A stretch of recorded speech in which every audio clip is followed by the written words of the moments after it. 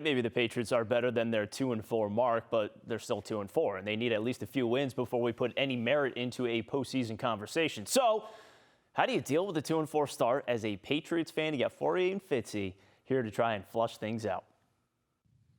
Welcome to Fauria and Fitzy, brought to you by Leonard Hair Transplant and Associates, the only show within a show that promises, Fitzy, that we would never punt the ball to the Dallas Cowboys in overtime. Never. You have to get me going. Are you happy now? All right, fine. Look, I just want to put this out there. Okay. I don't know if I can keep doing this, okay?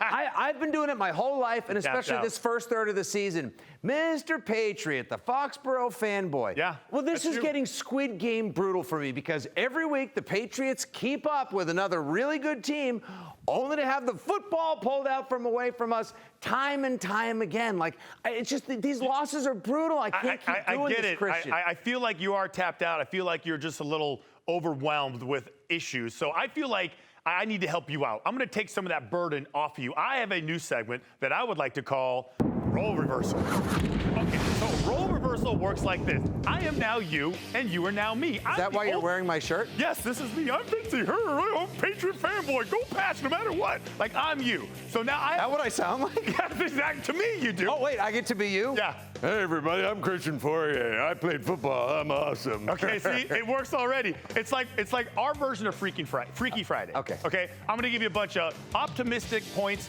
about the Patriots, and then just to see how you react to them. And you give me a negative point if you have one, since you're me. All right, you ready for the first one? Fine. Go ahead. Okay, listen, Fitzy. All right, Fitzy. Okay, your defense had a goal line stand.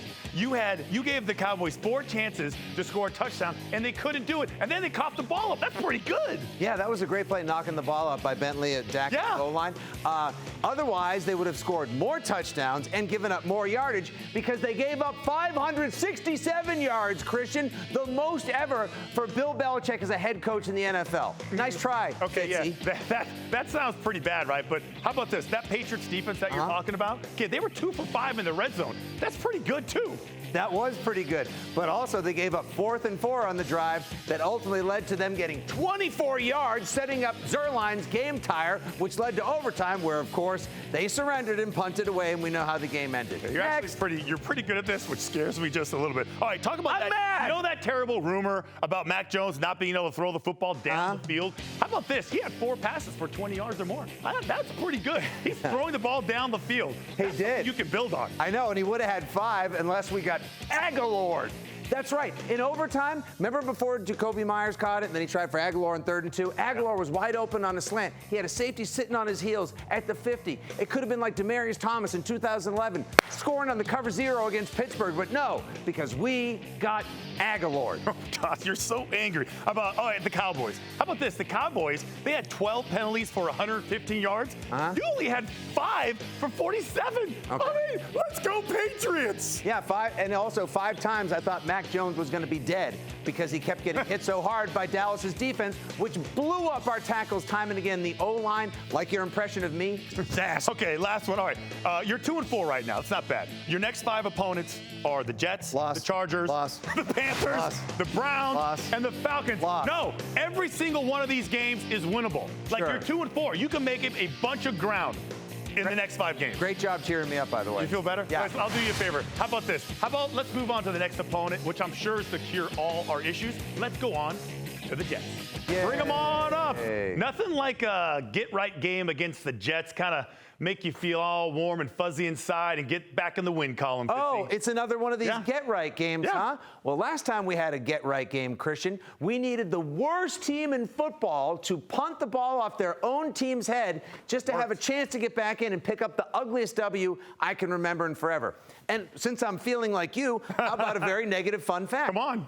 Bill Belichick has never defeated a rookie Jets head coach twice in the same season, and they already beat the Jets. I'm trying to think, so you're saying there's a chance? I'm not really sure what that means, but it doesn't really matter, because if you look at the Jets from the last time you played them, nothing has changed. Their offense is still terrible. Zach Wilson hasn't improved at all. He's still turning the ball over like crazy. 9 interceptions on the year. The game has not slowed down for him. The defense is decent. Their secondary, It's workable. So you're going to have some challenges there. But overall, this is still the crappy Jet team that you played about 4 weeks ago. Okay, well, if he's got 9 interceptions on the season, he threw 4 against us. Are you going to rely on and or count on that again? Because it's probably not going to happen, Christian. They're also coming off a bye. They're more rested and refreshed, and they've been game planning for the Patriots. I'm concerned that the Patriots and their fans are both going to be coming in emotionally flatter than a basketball court because they came this close to the win only to fall down and lose once again. Who knows how the fans are going to feel? And to top it all off, and this is frustrating me and all the Pats fans, I'd like to offer you a sneak preview of my Halloween costume. Guys, can we go full screen on this? Okay. All right. Okay, why are you dressed up as a cat? Because our coach, Bill Belichick, is coaching like a scared cat. I know exactly what you're going to say. I actually agree with you. I think it's a personnel issue. I think it has nothing to do with being scared. I don't think it has anything to do with not liking the plays. I just don't feel he has the personnel. If you had the right personnel, if he had the right, mojo, then he would go for it because he would believe that they can actually achieve it. I know, but the defense is so tired, and I just think, go for it on 1 4th down. Is that too much to ask? We'll do that. Fine. Listen, so for Fauria, listen, am I me again? Yeah, I think so. Okay, so good. Okay, we'll see you next week.